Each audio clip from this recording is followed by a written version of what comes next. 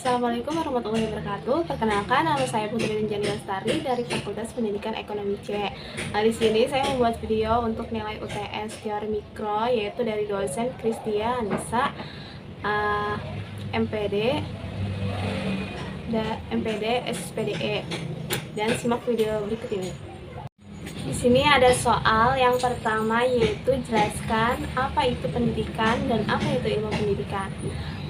Pendidikan adalah usaha sadar dan terencana untuk mewujudkan suasana belajar dan proses pembelajaran agar peserta didik secara aktif mengembangkan potensi dirinya untuk memiliki kekuatan spiritual keagamaan, pengendalian diri, kepribadian, kecerdasan, akhlak mulia, serta keterampilan yang diperlukan dirinya dan masyarakat.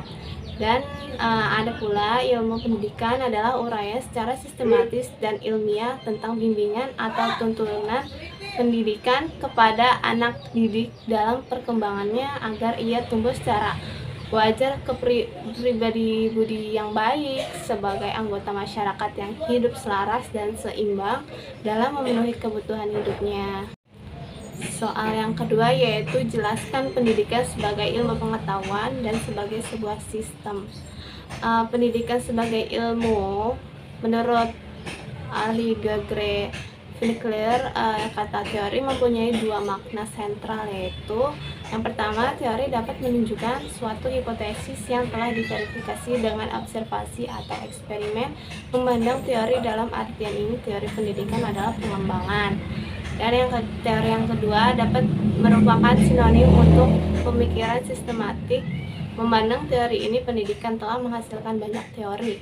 Menurut Ernest Bayles, teori pendidikan tidak hanya berkenan dengan apa yang ada, tapi juga apa yang seharusnya ada.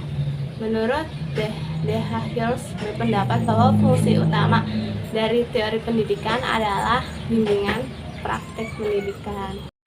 Dan soal yang ketiga, jelaskan teori pendidikan klasik. Teori pendidikan klasik berlandaskan pada filsafat klasik yang memandang bahwa pendidikan berfungsi sebagai upaya memelihara, mengamankan, dan meneruskan warisan budaya.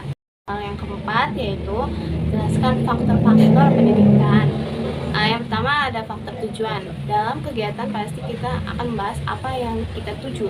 Dalam pembahasan tersebut pasti yang akan membawa dampak positif, salah satunya bagaimana cara mencerdaskan peserta didik. Dan yang kedua ada faktor pendidik. Dalam faktor pendidikan dibagi menjadi dua kategori menurut kodrat pendidikan. Kodrat ini yang diberi kepada orang tua kepada anaknya melalui kasih sayang. Pendidikan menurut jabatan. Menurut jabatan, guru diberi tanggung jawab oleh orang tua murid untuk mengajarkan sikap-sikap baik kelanjutan orang tua di rumah. Di sini ada faktor lingkungan. Faktor lingkungan merupakan faktor kedua untuk peserta didik setelah keluarga, di mana lingkungan juga berpengaruh untuk pertumbuhan peserta didik. Dan itu saja penjelasan. Ada faktor materi.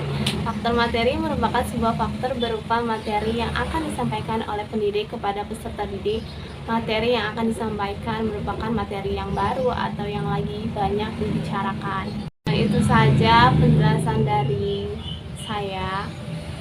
Kurang lebihnya mohon maaf. Wassalamualaikum warahmatullahi wabarakatuh.